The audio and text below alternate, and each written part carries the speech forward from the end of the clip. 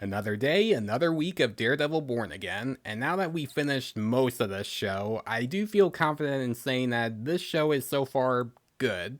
Not great, it does have some issues, but I am enjoying it overall. So far, it's nowhere near as good as the original series, with some of the action not being as top notch as they were originally, but this show is still keeping my attention. I like the arcs that we set up for Matt and Fisk in the beginning and see how they play out for both of them, and seeing how they all pay off in the end of episode 6 is very satisfying. Now, instead of this week only having one episode of Born Again, we have 2 episodes, and when I found out about that, I was thinking, so this must be like a big 2-part episode that we're getting. Like, I thought there was gonna be like a big moment that's supposed to continue on for 2 episodes, but it's really not. I mean, it's big for the 6th episode, but for the 5th episode, not that much. Because episode 5 is really a filler episode where Matt gets caught in the middle of a bank robbery, where a bunch of criminals and masks break in to try to steal a diamond, and Matt has to figure out how to take them down. Now, I do like the concept where Matt is stuck in one location where a bunch of criminals have to steal something important, and Matt has to figure out how to take them down. That is a pretty cool concept for the show, because when you have a big TV show that has a big story for you to focus on, you do gotta at least have one episode that's just filler for the audience to just take a break from. But unfortunately, this ended up making this episode probably my least favorite in the show because of the execution. Sure, it was fun to see Miss Marvel's dad again, but this episode really felt like it came out of a sitcom where it takes place during St. Patrick's Day and everyone's wearing green except for Matt. One of the criminals is disguised as a hostage, most of them are Irish, and they're looking for a diamond. It didn't feel like it belonged in a show like this. It felt like it belonged in a sitcom, like the kind that's more of a tongue-in-cheek comedy, not a serious drama, like making this episode feel like it came out of the series She-Hulk, and I did not like She-Hulk or the way they handled Daredevil in that show, because regardless of how I'm liking how they're using Daredevil for this show, I didn't like how they used Daredevil before that, like having him wear his yellow and red suit for She-Hulk and making him more comical. It just didn't feel like Daredevil to me, but gratefully they brought back the more serious tone from the original series into this one. But this episode still felt cheesy and silly, and unfortunately, as of right now, it's my least favorite episode of the show. But gratefully, episode 6 makes up for that by finally bringing Muse into the story and bringing up that all the murals that he's made are made from blood of his victims, showing that Muse is very messed up and something that Matt has to deal with and put the suit on and be like, okay, this guy needs to be taken down because he is killing so many innocent people, where he kills 2 women, cuts their eyes out, and makes a mural of the Statue of Liberty.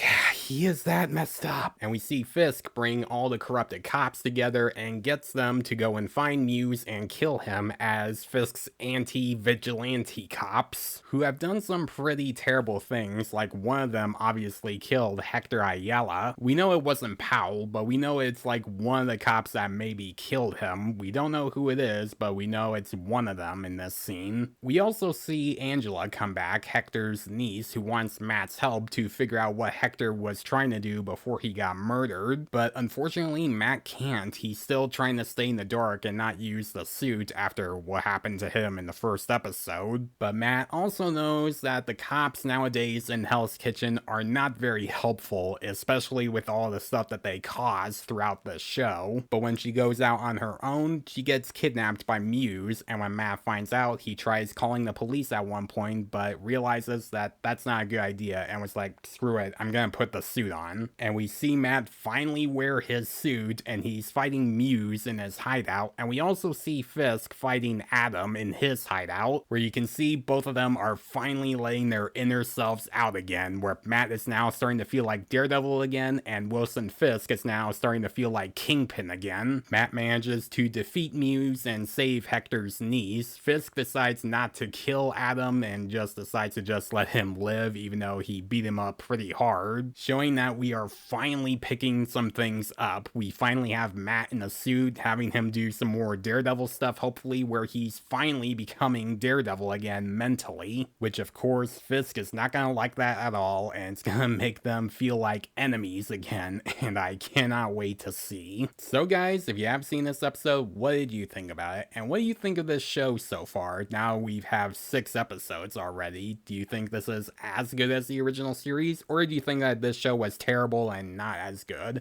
Let me know in the comments below. And as always, if you like this video, please leave a like and subscribe to my channel so you don't miss a thing, because it helps my channel grow. Hit the notification bell so you know what other videos I'm posting. Follow me on Facebook and Instagram. Thanks for watching guys, and I'll see you in the next one.